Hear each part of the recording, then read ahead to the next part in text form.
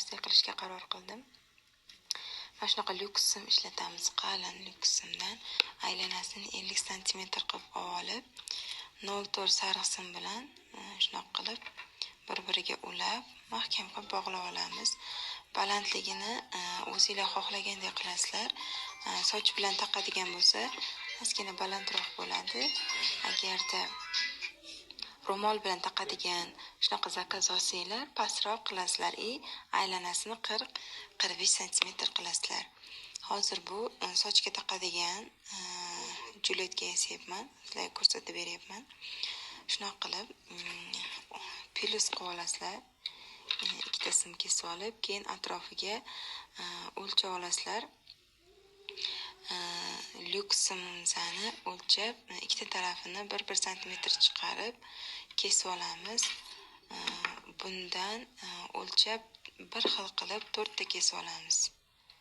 Mana hammasi bir xil chiqishi kerak qizlar. Ikkita yonidan 1 cm chiqarishimizning sababi shu juletkamizga ambur bilan qotirayotganimizda aylantirish uchun.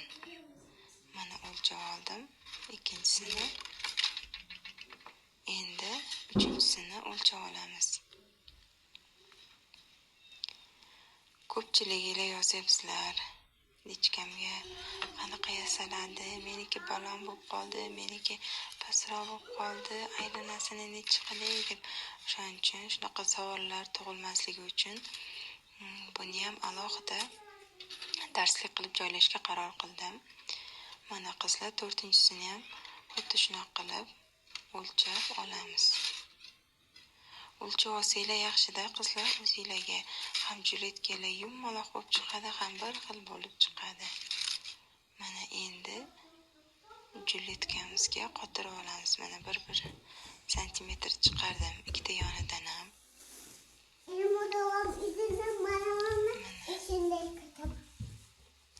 Endi ambur bilan burab qotirib olamiz. Bir qo'linglar bilan ushlab tursanglar, ikkinchi qo'linglar bilan amburda burab olasizlar. Mana shu burayotganda ham iloji boricha akkuratni buringlar. Bir-birini ustiga chiqazib, katta qilib to'ng qaytirib qo'ymanglar, chunki sochga taqqanda yo'lishi mumkin, boshqa qilishi mumkin. Mana oxirini ambur bilan burab, sekin qisib qo'ysanglar, o'sha joyda qimillamay turadi. Boshlanishiga birinchi marta yasab ko'rishga oddiy xurrem simdan foydalansanglar ham bo'ladi, qalinidan. Faqat tegi aylanasi bor-ku 50 cm. O'sha osnovasini 2 qavat qilasizlar, bu ham 1 qavat qilib yasasanglar bo'ladi, boshlanishiga, qo'linglar o'rganishiga.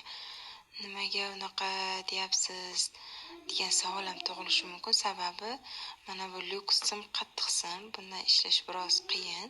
Shuning uchun qo'linglar birinchi martasiga yasab ko'rishinglarga o'rganguncha paka o'sha xurrem simdan foydalanib tursanglar ham bo'ladi. Mana shunaqa qilib burab, oxirini ambur bilan qotirib olamiz.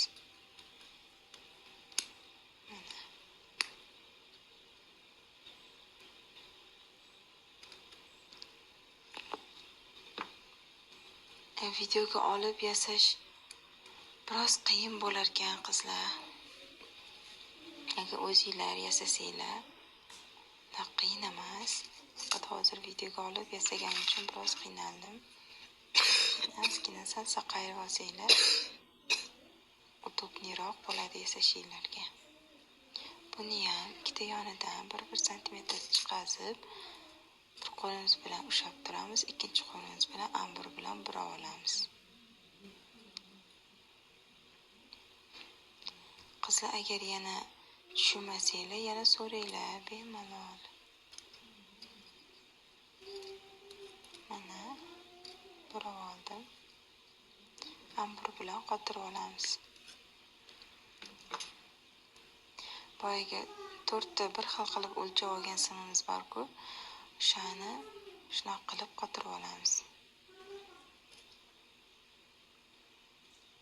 Mana. Yana tushunmasanglar, bemalol so'rayveringlar qizlar. Hamma savolinglarga lichkada o'zim javob beraman. Mana oxirida tekislab qo'yamiz. Endi bu tarafini qotirib olamiz.